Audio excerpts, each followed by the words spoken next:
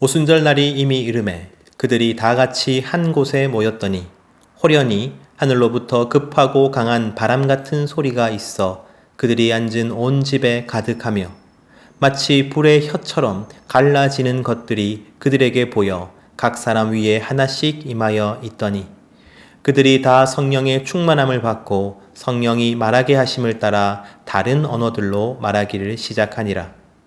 그때에 경건한 유대인들이 천하 각국으로부터 와서 예루살렘에 머물러 있더니 이 소리가 나매 큰 무리가 모여 각각 자기의 방언으로 제자들이 말하는 것을 듣고 소동하여 다 놀라 신기하게 여겨 이르되 보라, 이 말하는 사람들이 다 갈릴리 사람이 아니냐. 우리 각 사람이 난 곳 방언으로 듣게 되는 것이 어찌 됨이냐. 우리는 바데인과 메데인과 엘람인과 또 메소보다미아, 유대와 갑바도기아, 본도와 아시아, 부르기아와 밤빌리아, 애굽과 및 구레네에 가까운 리비아 여러 지방에 사는 사람들과 로마로부터 온 나그네, 곧 유대인과 유대교에 들어온 사람들과 그레데인과 아라비아인들이라. 우리가 다 우리의 각 언어로 하나님의 큰 일을 말함을 듣는도다 하고 다 놀라며 당황하여 서로 이르되 이 어찌된 일이냐 하며 또 어떤 이들은 조롱하여 이르되 그들이 새 술에 취하였다 하더라.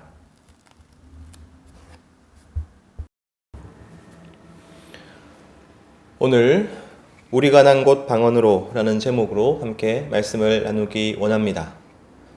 오늘 사도행전 강의 두 번째 시간인데요. 지난 시간 우리는 이 사도행전 말씀을 어떤 관점으로 살펴볼 것인지에 대해서 먼저 나누었습니다. 누가복음과 사도행전을 이어서 살펴보아야 한다고 말씀드렸죠. 누가복음의 주제는 하나님의 아들이신 예수 그리스도께서 고난을 당하시고 십자가에서 죽으시고 다시 부활하셔서 우리를 죄와 사망의 권세에서 출애굽시키셨다. 바로 이것이었습니다. 출애굽이란 개념을 강조한 이유가 있었죠. 예수님은 우리가 우리 마음대로 우리 내키는 대로 살도록 우리를 구원하신 것이 아닙니다. 모세의 첫 번째 출애굽이 새로운 나라를 만들었듯이 예수님의 두 번째 출애굽 또한 새로운 나라를 만듭니다. 그리고 우리를 그 나라의 국민이 되게 하신 것이죠. 사랑하는 성도 여러분, 이제 우리는 국적이 바뀐 사람들입니다. 그래서 이전과 똑같이 살아갈 수 없는 것이지요. 우리는 이 땅에서 외국인으로, 이민자로, 나그네로, 순례자로 살아가게 됩니다. 그 의미는 우리가 이 땅에 뿌리 내리지 않는다는 것입니다. 그 의미는 우리에게 진정 소중한 것은 이 땅에 존재하지 않는다는 의미입니다. 그 의미는 언젠가 우리가 다시 고향으로 돌아갈 날을 기다리며 산다는 것입니다. 그리고 먼저 그렇게 살았던 선배들의 기록이 사도행전인 것이죠. 지난주 우리는 사도행전의 주제 성구라고도 할 수 있는 사도행전 1장 8절을 중심으로 살펴보았습니다. 사도행전 1장 8절입니다. 오직 성령이 너희에게 임하시면 너희가 권능을 받고 예루살렘과 온 유대와 사마리아와 땅끝까지 이르러 내 증인이 되리라 하시니라. 이 말씀은 전도와 선교의 명령이 아닙니다. 이 말씀은 국적이 바뀐 사람들을 설명해 주고 있습니다. 우리는 이 말씀을 통해 하나님 나라 백성이 사는 방식, 국적이 바뀐 사람들의 대표적인 정체성 세 가지를 함께 살펴보았죠. 바로 하나님 나라 백성은 하나님 나라의 확장을 제1목적으로 하여 살아간다는 것입니다. 그리고 하나님 나라 확장은 세상과 다른 삶의 방식을 통해서 이루어지며 세상과 다른 삶의 방식은 오직 성령 충만으로서 가능하다는 것이었죠. 오늘 이렇게 먼저 복습을 한 이유가 있습니다. 오늘 본문의 성령 강림 사건은 바로 이 세 가지 정체성을 모두 다 보여주고 있기 때문입니다. 그러니까 지난주 설교의 내용의 실제적인 예시가 오늘 설교라고 할 수 있겠습니다. 사도행전 2장 1절 말씀입니다. 오순절 날이 이미 이르매 그들이 다 같이 한 곳에 모였더니. 오순절은 6월절 이후 50일째 되는 날입니다. 먼저 6월절은 유대의 가장 큰 명절이었죠. 그래서 디아스포라 유대인들, 세계 각지에 흩어져 있던 유대인들은 예루살렘으로 모였습니다. 그리고 그들은 6월절에 예수님의 죽음을 목도하였죠. 그리고 그들 중에 많은 수가 50일이 지났는데 아직도 예루살렘에 모여 있었습니다. 왜냐하면 6월절 이후 50일까지 기다려서 오순절까지 예루살렘에서 지내기 위함이었죠.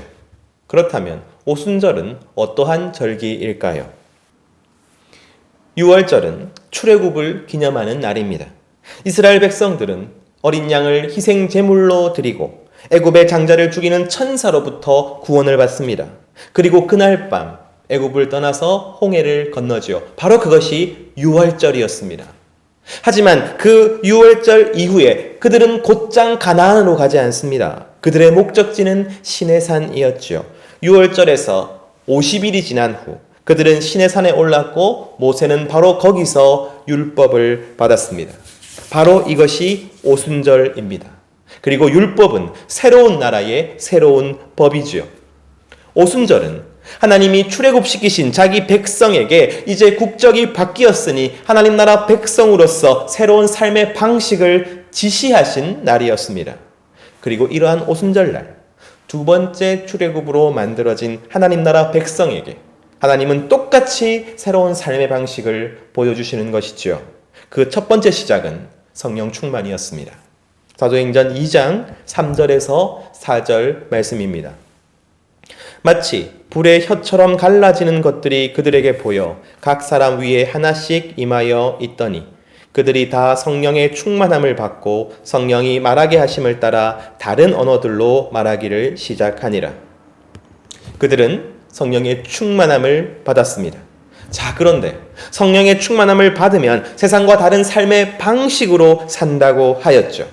제자들은 성령의 충만함을 받고 각기 다른 언어로 말하기 시작합니다. 다른 언어로 말하는 것, 바로 이것이 하나님 나라 백성이 세상과 다른 방식으로 사는 것입니다. 그렇다면 여러분, 우리는 꼭 방언을 해야만 하는 것일까요? 좀 더 자세히 살펴보겠습니다.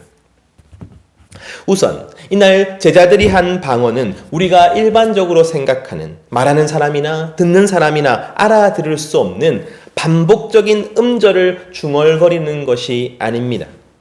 오늘 본문의 방언은 정확히 이해가 가능한 외국어였습니다.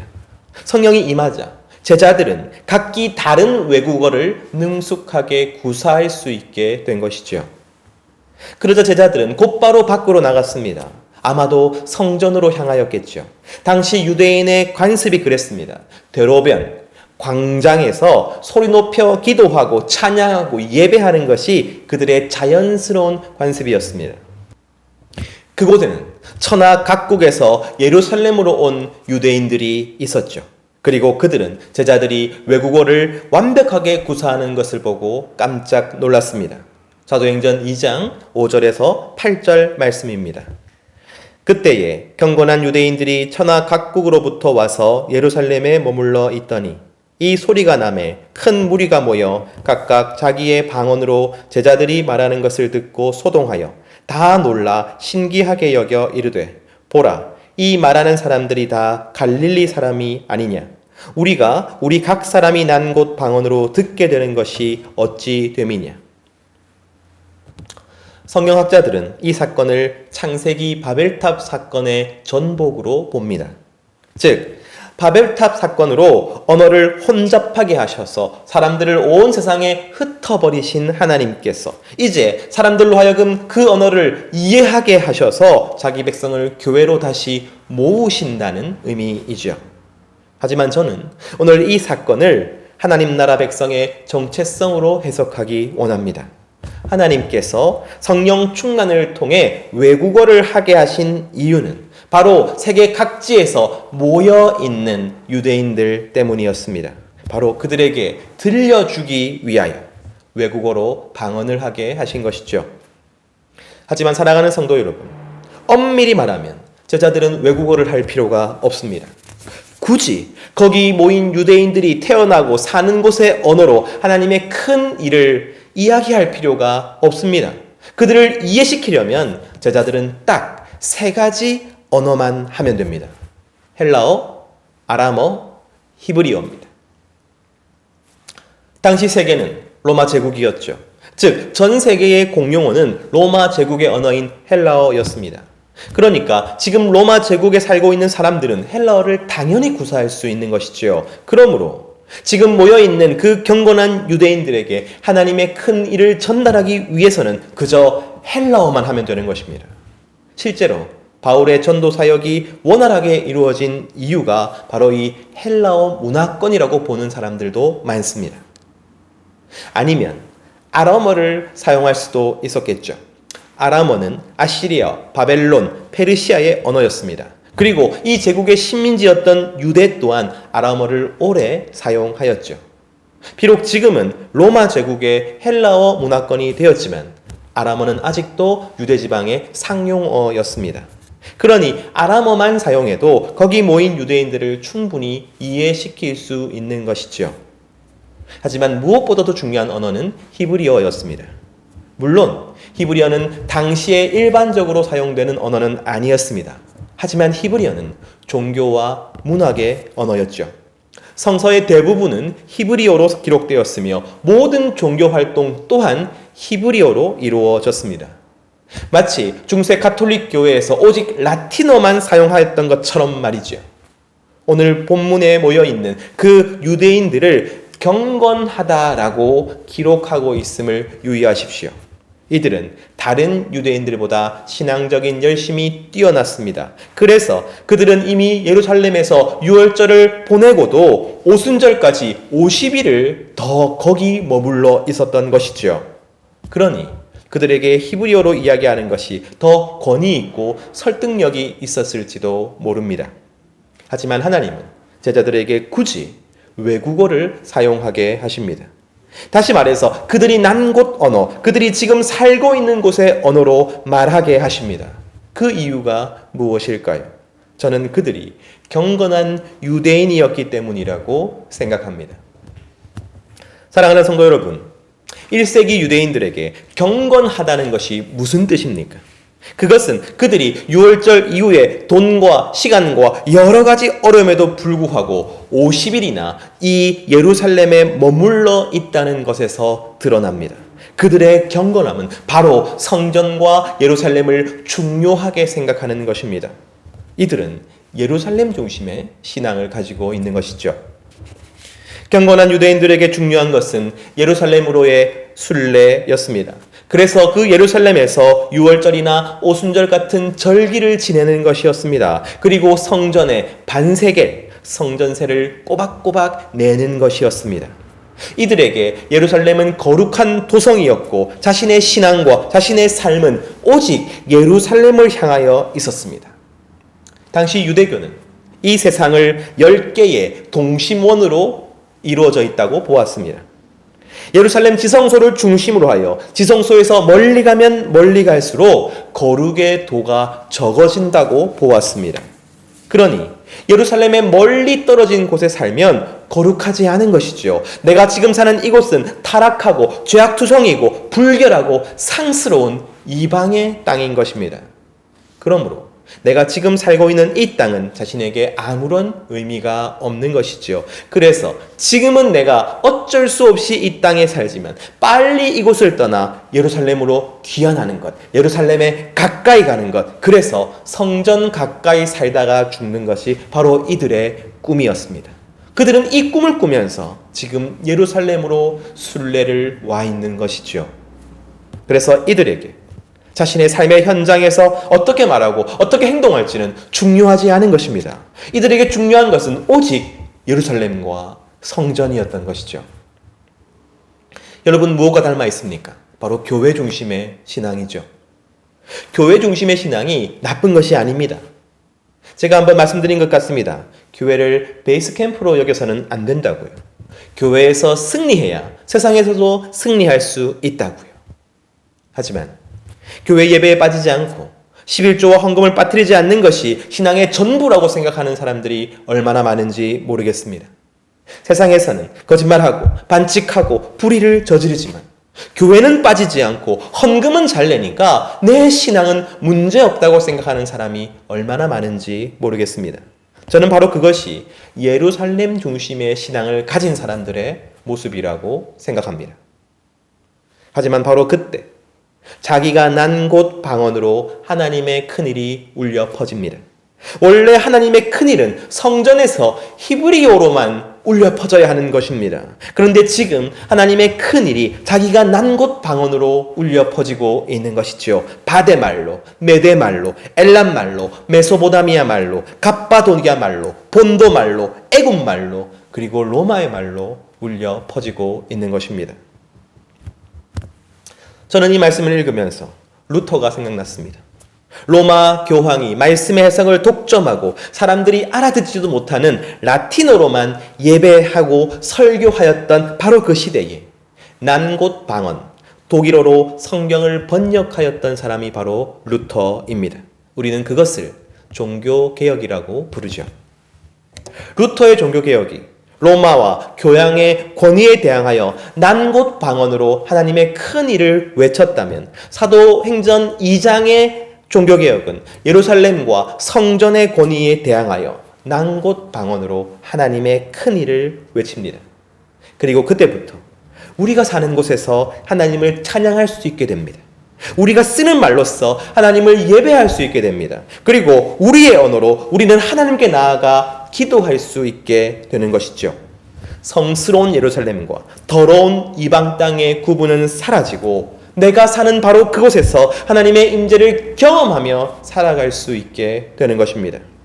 예루살렘과 온 유대와 사마리아와 땅끝이라는 말은 이제 예루살렘과 땅끝이 더 이상 구별되지 않는다는 의미이기도 한 것입니다. 이제 중요한 것은 예루살렘이 아니라 성전이 아니라 내가 살아가는 삶의 현장이 되었습니다. 그곳에서 나는 얼마나 거룩하게 살아가고 있는가? 그곳에서 나는 얼마나 세상과 구별되어 살아가고 있는가? 바로 이것이 가장 중요한 성도의 문제가 되는 것이죠. 바로 이날 3,000명이 신도가 됩니다. 그리고 그들은 사도의 가르침을 받고 서로 교제하며 오로지 기도하기에 힘쓰죠. 그리고 얼마 지나지 않아 그들은 자신이 살던 이방의 땅으로 돌아갔을 것입니다. 자신이 속한 그 현장의 삶으로 돌아갔을 것입니다. 이제 그들은 예루살렘으로 올 필요가 없습니다. 성전으로 모일 필요가 없습니다. 그들은 자신이 살고 있는 바로 그곳에 교회를 만들고 그곳에서 자신의 언어로 하나님을 예배하고 공동체를 이룹니다. 실제로 바울이 로마로 가기 전에 이미 로마에는 교회가 설립되어 있었지요. 바로 이것이 오늘 외국어로 방언을 하게 하신 하나님의 특별한 목적이었습니다. 하나님은 그들의 현실과 일상 가운데서 믿음이 드러나게 하시는 것입니다. 사랑하는 성도 여러분, 그렇다면 오늘날 나의 일상, 나의 현실에서 믿음은 어떻게 드러나야 합니까? 오늘 본문은 가장 먼저 믿음이 드러나는 방식을 우리에게 보여줍니다. 이것은 성령 충만한 성도의 첫 번째 변화이기도 합니다. 사도행전 2장 3절에서 4절 말씀을 다시 읽겠습니다. 마치 불의 혀처럼 갈라지는 것들이 그들에게 보여 각 사람 위에 하나씩 임하여 있더니 그들이 다 성령의 충만함을 받고 성령이 말하게 하심을 따라 다른 언어들로 말하기를 시작하니라. 성령께서 불의 혀처럼 갈라지는 모습으로 보였다는 사실 때문에 사람들은 불처럼 성령이 임하신다고 생각합니다. 하지만 성령의 오심과 불은 상관이 없습니다. 불의 혀처럼 갈라져서 임하신 거예요. 저는 여기서 중요한 표현이 불이 아니라 혀라고 생각합니다. 왜냐하면 이 혀라는 표현이 그 이후에도 계속해서 반복되기 때문이죠. 4절에 다른 언어로 말하고 11절에 각 언어로 말하는데 이 언어라는 단어가 원어상으로는 혀라는 단어입니다. 그러니까 성령 충만이 주도적으로 이루어내는 역사가 바로 이 혀와 관련이 있는 것이죠. 언어와 관련이 있는 것입니다. 사랑하는 성도 여러분, 세상과 다르게 산다는 것은, 하나님 나라로 국적이 바뀐 성도로 세상과 구별되어 산다는 것은 바로 나의 말과 언어를 새로운 방식으로 사용한다는 것을 의미합니다. 성령 충만하니까 제자들은 다른 말을 하기 시작합니다. 다른 내용의 말을 하기 시작합니다. 외국어 반응도 중요하지만 그 외국어 방언의 내용 또한 중요한 것이죠. 사도행전 2장 11절 말씀입니다. 그레데인과 아라비아인들이라 우리가 다 우리의 각 언어로 하나님의 큰 일을 말함을 듣는도다. 제자들은 이 세상의 모든 언어로 하나님의 큰 일을 말합니다. 하나님께서 예수님을 통해서 하신 큰 일, 하나님께서 예수님을 통해 우리를 위해 하신 그 큰 일을 말하는 것이죠. 바로 이것입니다. 세상과 다른 삶의 방식은 말에서 가장 먼저 드러납니다. 성도는 그의 말이 달라집니다. 그의 말의 내용이 달라집니다. 이제 그는 다른 말이 아니라 예수님께서 내게 베풀어 주신 은혜에 대해서 말하게 되는 것이죠. 그는 예수님께서 크나큰 사랑으로 나를 위해 죽으신 그 십자가의 사랑을 말하게 되는 것이죠. 그는 예수님께서 죽음을 이기시고 승리하신 부활의 소망을 이야기하게 되는 것입니다. 바로 이것이 국적이 바뀐 사람의 혀입니다. 성령 충만한 사람의 혀입니다. 성령은 가장 먼저 우리의 혀를 바꾸어 놓습니다. 사랑하는 성도 여러분, 성령 충만하다는 것을 가장 먼저 알 수 있는 것은 바로 우리의 말을 통해서입니다. 제가 고백할 것이 있습니다. 저는 요즘 성령 충만하지 않습니다. 왜냐하면 저의 말 속에 예수님을 찾아보기 힘들기 때문입니다. 제가 가장 많이 대화하는 사람이 제 아내인데 아내와 저의 대화를 복기해보면 제 말 속에 예수님의 은혜와 예수님에 대한 감사와 예수님에 대한 사랑이 너무나도 적습니다. 그저 하루하루 일상의 얘기, 윤슬이 얘기, 윤재 이야기, 이 사람 저 사람의 근황들. 물론 그런 이야기가 중요하지요. 꼭 필요하지요. 하지만 그것이 세상과 구별된 삶의 방식은 아닌 것입니다. 하나님 나라의 확장을 이루어내는 방식도 아닌 것입니다. 성령 충만하지도 않은 것입니다. 요즘 새벽에 나가서 기도를 합니다. 다른 기도 제목들이 많지만 너무나도 간절하게 구하는 것은 바로 성령 충만입니다. 성령은 눈에 보이지 않아요. 하지만 성령 충만의 증거는 너무나도 확고하게 확인할 수 있습니다. 내 말 가운데서 말이죠. 사랑하는 성도 여러분, 우리의 말이 바뀌어야 합니다. 우리 말의 내용이 바뀌어야 합니다. 예수님을 말하는 사람, 예수님을 계속해서 말하는 사람이야말로 성령으로 충만한 사람인 것이죠. 우리 말이 우리 국적을 나타낸다는 것을 기억하십시오. 예수님의 은혜를 말하고 예수님의 사랑을 말하고 예수님의 소망을 말하는 우리가 되기를 소망합니다. 말씀을 정리하겠습니다. 사랑하는 성도 여러분, 교회는 거룩하고 우리 삶의 현장은 거룩하지 않은 것이 아닙니다. 내 삶의 현장이 내가 하나님을 경배하고 하나님을 예배하고 하나님께 영광 돌리는 곳이 되어야 합니다. 그러므로 교회의 말과 일터의 말, 교회의 말과 학교의 말, 교회의 말과 가정의 말이 어떠한지를 점검하십시오. 그리고 내 삶의 현장에서 내가 나의 말로서 하나님의 큰 일을 선포하게 해달라고 기도하십시오. 일터와 학교와 가정에서 예수님처럼 말하고 예수님을 말하십시오. 바로 그것이 하나님께서 원하시는 하나님 나라 백성의 삶, 국적이 바뀐 사람들의 삶이라는 것을 잊지 않고 말로써 먼저 변화되는 푸르는 교회 모든 성도님들 되시기를 간절히 소망합니다.